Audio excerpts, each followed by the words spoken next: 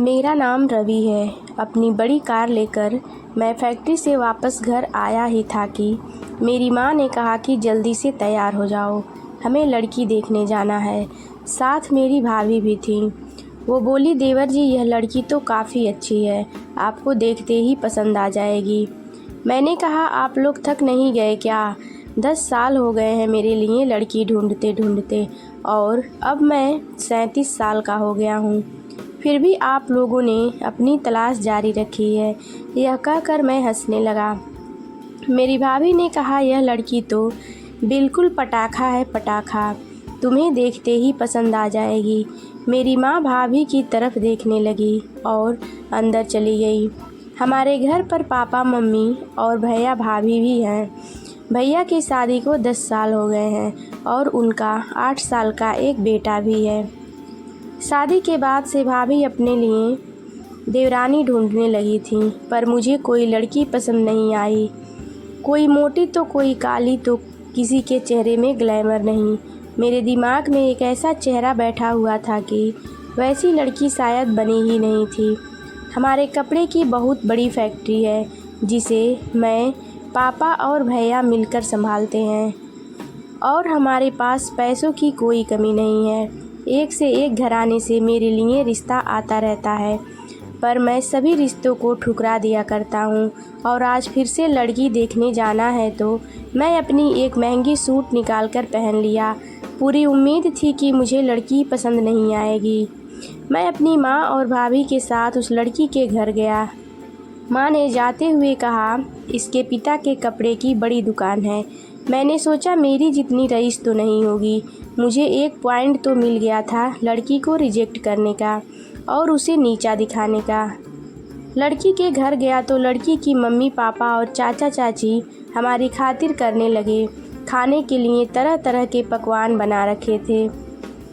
लड़की की माँ को देखते ही समझ गया था मैं कि यह रिश्ता ठुकरा दूंगा, क्योंकि उसकी माँ बिल्कुल ही साधारण दिखती थी, तो बेटी भी उन्हीं पर गई होगी।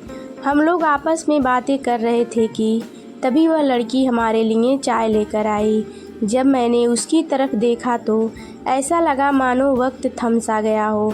बहुत ही खूबसूरत सा लहंगा पहनी हुई थी, बिल्कुल ही फिल्मी मॉडल जैसी फिगर थी, काफ़ी लंबी और गोरी चिट्टी, और देखने से ही लग रहा था कि जिम वाली फिगर है। आंखें तो बिल्कुल हिरनी जैसी थी और उसके लंबे खूबसूरत बाल कमर तक आ रहे थे, और उसके गुलाबी होठ देखकर तो लग रहा था कि मैं खुद पर काबू खो बैठूंगा। जब उसने मुझसे बात की तो उसकी आवाज़ सुनकर मैंने अपनी माँ को सबके सामने ही कह दिया कि मुझे लड़की बहुत पसंद है, मैं शादी करूँगा तो इसी लड़की से शादी करूँगा। सब लोग हैरान रह गए कि मैं लड़की को देखते ही यह फैसला कर लिया। मामले को संभालने के लिए मैंने कहा कि मुझे इंसान की परख है, यह लड़की बहुत अच्छी है, यह देखते ही मुझे पता लग गया। उसने कहा, मेरा नाम खुशबू है। मैंने कहा, वाह, जैसा नाम वैसे ही चारों ओर तुम खुशबू बिखेरती हो। मैं खुशबू से अकेले बात करना चाहता था, क्योंकि उसे देखकर मैं खुद पर काबू खो रहा था। उसका चेहरा देखकर मुझे ऐसा लगता था कि मैं काफ़ी ज़्यादा पहचाना चेहरा है। शायद जन्मों से मैं उसे जानता हूँ। मैंने लड़की वालों से हाथ जोड़कर कहा कि मैं खुशबू से अकेले में बात करना चाहता हूँ, और मेरी तरफ से हाँ है। अगर खुशबू की भी हाँ हो तो हम बात को आगे बढ़ा सकते हैं। उसके पापा मम्मी ने मुझे और खुशबू को छत पर भेज दिया। मैं उसे देखकर इतना मंत्रमुग्ध हो गया था कि बातें नहीं कर पाया, बस उसकी खूबसूरती को देखा जा रहा था, और मन में ही यही ख्याल आ रहा था कि मैं इसे पाना चाहता हूँ। अगर इसने शादी के लिए इनकार कर दिया तो मैं क्या करूँगा? शायद वह इंतज़ार कर रही थी कि मैं कुछ कहूँ। मैंने कहा, मेरे घर पर तुम्हें हर तरह की आज़ादी मिलेगी। अगर तुमने शादी के लिए हाँ की तो मेरे साथ तुम खुलकर जी सकती हो। तुम्हें जो करने का मन है तुम कर सकती हो, कोई रोक टोक नहीं है। उसने कहा, आप मेरे बारे में कुछ नहीं पूछेंगे? मैंने कहा, मैंने तुम्हें पहली नज़र में ही परख लिया है। अगर तुमने शादी के लिए हाँ की तो मैं तुम्हें हमेशा खुश रखूँगा, यह तुमसे वादा करता हूँ। उसने कहा, मैं सोच कर बताऊँगी।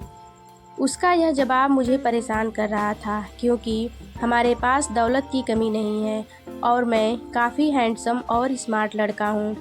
एक से एक अमीर लड़कियाँ मेरे आगे पीछे घूमती हैं, पर मैं किसी को आंख उठाकर भी नहीं देखता और अगर किसी लड़की से बात भी कर लूँ तो वह अपना किस्मत मानती है।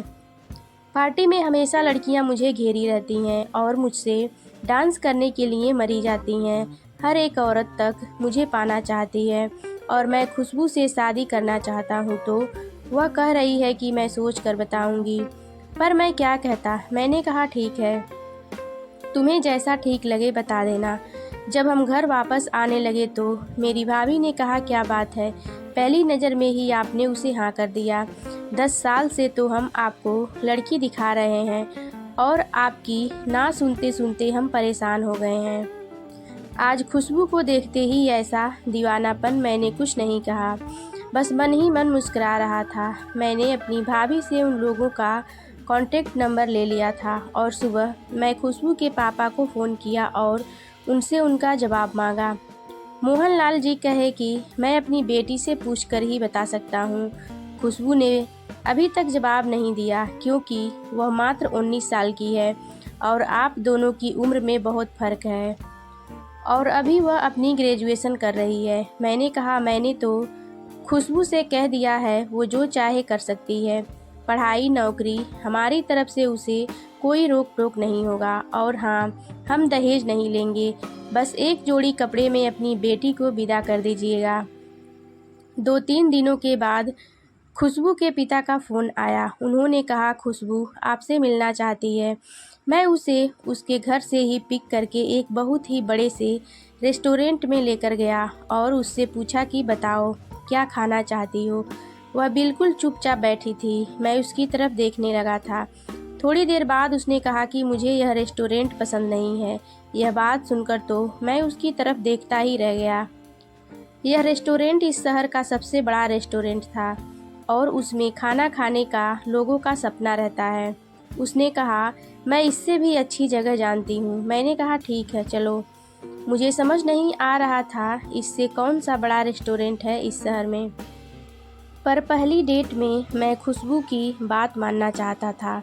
मैं उसे इम्प्रेस करना चाहता था। वह मुझे एक छोटे से ढाबे में लेकर गई। इसमें शायद ही मैं कभी कदम रखूं। वहाँ कोई भी स्टैंडर्ड आदमी नहीं था और ना ही किसी ने कोट पहन रखी थी। पर वहीं पर हम दोनों ने खाना खाया। खुशबू मेरी तरफ देख रही थी जैसे कि मुझे परख रही हो।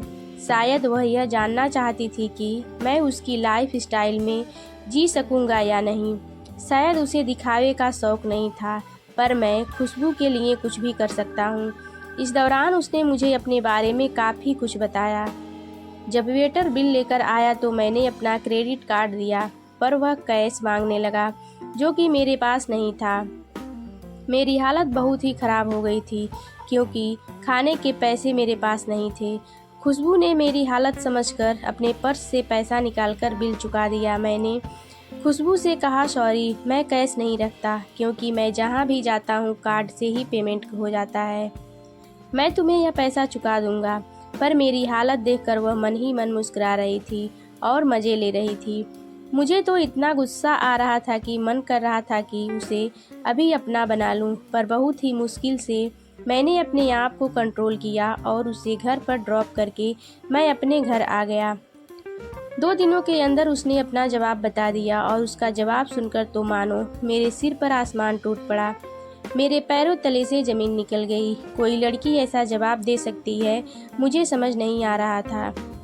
उसने मुझसे कहा था कि मैं 1 साल का कॉन्ट्रैक्ट मैरिज करूंगी। 1 साल के दौरान आप मुझे इम्प्रेस करने में कामयाब हो जाओगे तो मैं हमेशा के लिए आपके साथ रह जाऊंगी, आपकी पत्नी बनकर।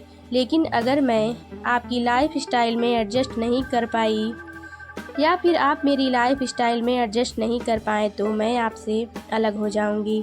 आखिर वह समझती क्या है अपने आप को, पता नहीं, पर मैं उसे हर हाल में पाना चाहता था। तो मैं ऐसे शादी को तैयार हो गया और उसने कॉन्ट्रैक्ट बनाकर उसमें साइन भी करवा लिया था। मैंने ऐसी पागल लड़की आज से पहले कभी नहीं देखी थी, लेकिन अब मुझे हर पल अपनी सुहागरात का ख्याल आने लगा। हमेशा से ही मैं औरतों से दूर रहा हूँ, क्योंकि मुझे कोई औरत पसंद ही नहीं आती और अब मुझसे रहा नहीं जाता। मैं यही सोचता कि सुहागरात में मैं भूखे भेड़िए की तरह उसके ऊपर झपट पड़ूंगा। अजीब अजीब ख्याल आने लगता मेरे दिमाग में। पता नहीं खुशबू को देखकर मुझे क्या हो गया था, लेकिन खुशबू के साथ मैं 1 साल का कॉन्ट्रैक्ट साइन किया है, इसलिए मेरा उठाया हुआ एक गलत कदम मुझे उससे हमेशा के लिए दूर कर देगा। मुझे किसी तरीके से भी उसका दिल जीतना पड़ेगा। मुझे बिल्कुल नहीं पता था कि खुशबू से शादी के बाद एक नई मुसीबत मेरे सामने आ जाएगी और मेरी ज़िंदगी बिखर कर रह जाएगी। मैं किस पानी में डूबने जा रहा था, मुझे थोड़ा भी अंदाज़ा नहीं था। खुशबू के मासूम चेहरे के पीछे अपनी ज़िंदगी के खूंखार चेहरे को मैं पहचान नहीं पाया।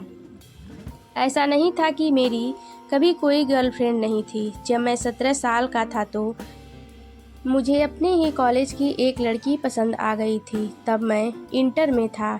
मुझे तो उस लड़की का चेहरा भी अच्छे से याद नहीं है। ऐसा लगता है कि प्यार किए हुए 100 साल बीत गए हैं। पर उस लड़की ने मुझसे ब्रेकअप कर लिया था और मेरा दिल तोड़कर वह चली गई थी। उसके बाद से ही मैं लड़कियों को इंसान नहीं, बस एक इस्तेमाल की चीज़ मानता था। माँ और मेरी भाभी ही 2 औरत हैं जिसकी मैं इज्जत करता हूँ। 1 महीने के अंदर हमारी शादी हो गई और फिर सुहागरात का दिन आ गया। सुबह से ही मैं काफ़ी बेचैन था। मेरी भाभी तो बीच बीच में मेरा मजाक भी उड़ाने लगी थी। कह रही थी, देवर जी थोड़ा सब्र से काम लेना, पर सब्र से काम लेना मेरे बस की बात नहीं थी। ऐसा लग रहा था कि दिन पार ही नहीं हो रहा, ना जाने कब रात आएगी। आखिरकार वह शुभ घड़ी आ गई। मैं बहुत ज़्यादा घबराया हुआ था और अपने आप को समझा रहा था कि अपने अंदर के भेड़िए को मुझे दबाना होगा। मैं कमरे में आया तो वह बहुत ही खूबसूरत सा लहंगा पहने बैठी थी। अपने चेहरे को घूंघट में छुपा रखा था। मैंने उसका घूंघट हटाया और उसे उसका तोहफा दिया। मैंने उसके लिए एक बहुत ही खूबसूरत सी डायमंड नेकलेस खरीदी थी। वह अपना गिफ्ट देखकर मुस्कुराई। फिर मैं उसे करीब से देखने लगा। उसके हाथ, उसके होठ और उसका गला। उसके गले में एक चैन था जो कि उसके सीने तक था। जैसे ही मैंने चैन की लॉकेट को देखा तो उसके अंदर कोई तस्वीर थी। मुझे लगा कि मेरी और उसकी तस्वीर होगी। लॉकेट देखते वक्त जैसे ही उसका सीना थोड़ा टच हुआ तो मेरे हाथ पैर ठंडे होने लगे। मेरा पूरा शरीर कांपने लगा और ऐसा लग रहा था जैसे कि मैं बेहोश हो जाऊंगा। डर कर मेरी चीख निकल गई। मैं कमरे से बाहर निकल गया और ड्राइंग रूम में जाकर बैठ गया। हमारे घर पर मेहमान भरे पड़े थे। मुझे वहां देखकर सब लोग आश्चर्यचकित हो गए कि अपनी नई नवेली दुल्हन को छोड़कर मैं यहाँ क्यों बैठा हुआ हूँ। मेरी भाभी तो आकर कहने लगी कि देवर जी क्या बात है, यहाँ क्यों आ गए, जाइए अपनी पत्नी के साथ कमरे में जाइए। लेकिन मेरी हालत बहुत ख़राब हो रही थी। मैं अपने कमरे में नहीं जाना चाहता था, पर मेरी भाभी ने ज़बरदस्ती धक्का देकर मुझे कमरे में भेज दिया। मेरी पत्नी मुझे ऐसे देख रही थी जैसे कि मुझे हो क्या गया है। मैंने लाइट ऑफ की और चुपचाप से अपनी पत्नी के बगल में लेट गया और सो गया। अब हम दोनों कभी भी एक नहीं हो सकते। अब मैं उसे अपनी पत्नी का दर्जा नहीं दे सकता, क्योंकि वह तो कोई औरत नहीं बल्कि शायद हर औरत सुहागरात के सपने देखती है। खुशबू ने सुहागरात का सपना देखा होगा, पर मैं रात को सो गया था, उसे हाथ भी नहीं लगाया। जब मैं सुबह उठा तो देखा खुशबू नहाकर अपनी बाल सुखा रही थी। जब मैं उठा तो मेरी तरफ अजीब निगाहों से घूर रही थी और सैकड़ों सवाल उसके आंखों में थे। सवाल सिर्फ उसकी आंखों में ही नहीं, मेरे दिमाग में भी थे। क्या यह लड़की नहीं? नहीं, ऐसा नहीं हो सकता। मुझे कुछ भी समझ नहीं आ रहा था, सब धुंधला सा हो गया था। खुशबू से कहा कि तुम तैयार हो जाओ, हमें डॉक्टर के पास चलना है। पर यह बात सुनकर वह काफ़ी घबरा गई थी और उसका चेहरा लाल हो गया था।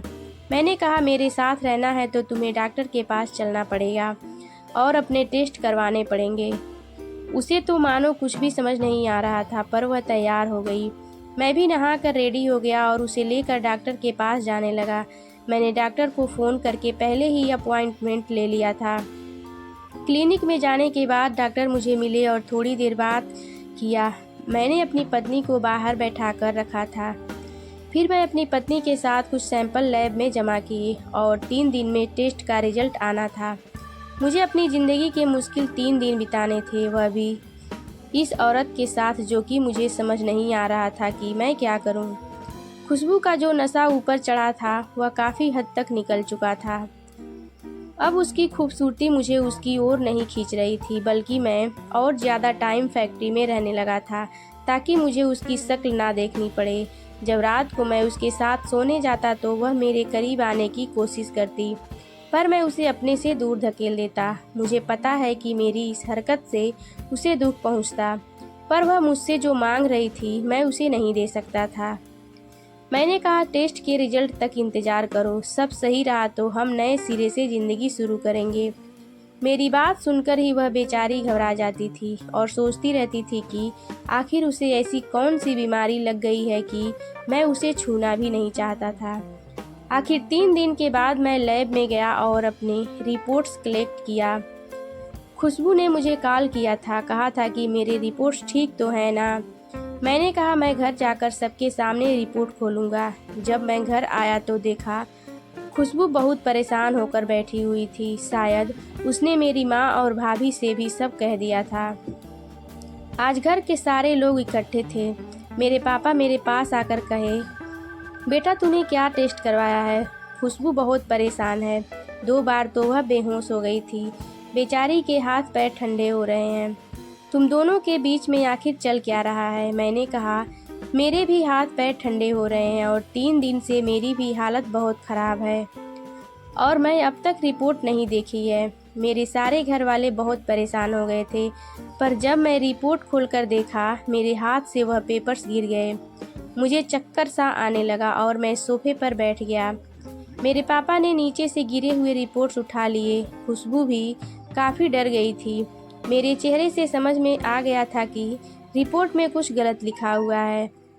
मेरे पापा के हाथ से रिपोर्ट उसने ले ली। मेरे दिल की धड़कन अब और ज़्यादा तेज़ हो गई थी। मैं नहीं चाहता था कि खुशबू वह रिपोर्ट पढ़े, क्योंकि मैं अभी इसके लिए तैयार नहीं था।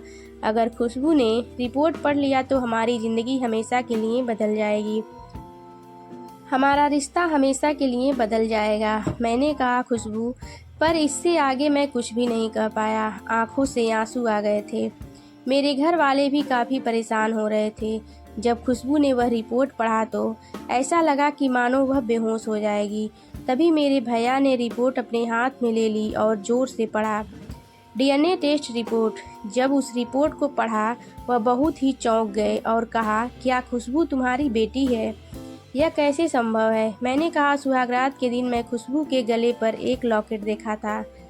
मुझे लगा था उसके अंदर मेरी और उसकी तस्वीर होगी, पर जब मैं उसे खोला तो उसके अंदर उसके पापा और मेरे एक्स गर्लफ्रेंड की तस्वीर थी। मेरे दिमाग में एक ही बात आई कि पापा के साथ उसकी तस्वीर का मतलब यह है कि यह खुशबू की माँ होगी। लेकिन जब हम रिश्ते की बात करने गए थे तो खुशबू की माँ तो कोई और थी। तभी मुझे ख्याल आया कि खुशबू की माँ के साथ उसका चेहरा बिल्कुल भी नहीं मिलता था। खुशबू एक बहुत ही खूबसूरत लड़की है, लेकिन उसकी माँ तो बिल्कुल ही साधारण थी। इसलिए मुझे लगा कि यही औरत उसकी माँ होगी और मैंने डीएनए टेस्ट करवाया।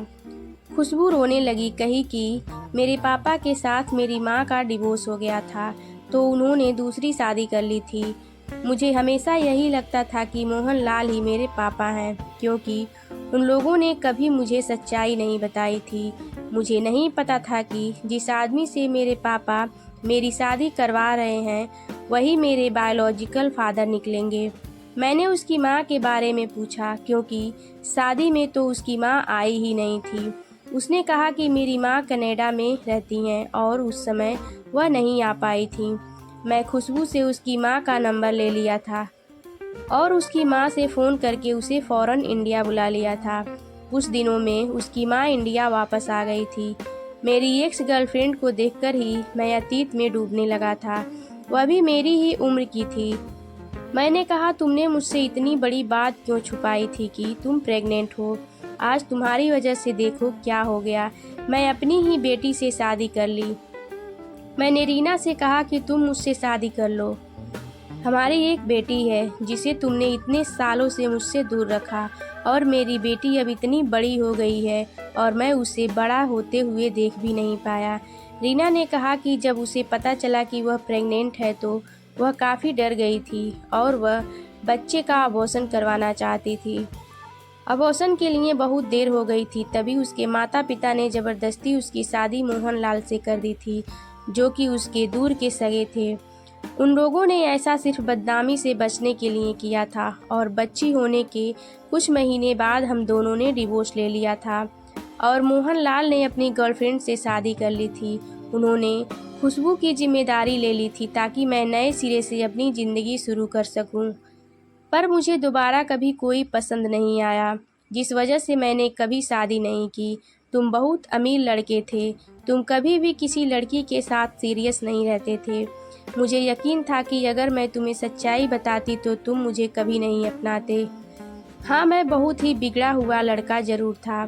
शायद मैं अपनी बेटी को अपना लेता, रीना से प्यार करता था, पर मेरा एटीट्यूड देखकर उसे लगा होगा कि मैं अमीर बाप का बिगड़ा हुआ बेटा हूँ। मैंने अपनी बेटी को आगे पढ़ाया और एक अच्छा सा लड़का देखकर उसकी शादी करवा दी। मैं उसकी माँ यानी कि रीना से शादी कर ली।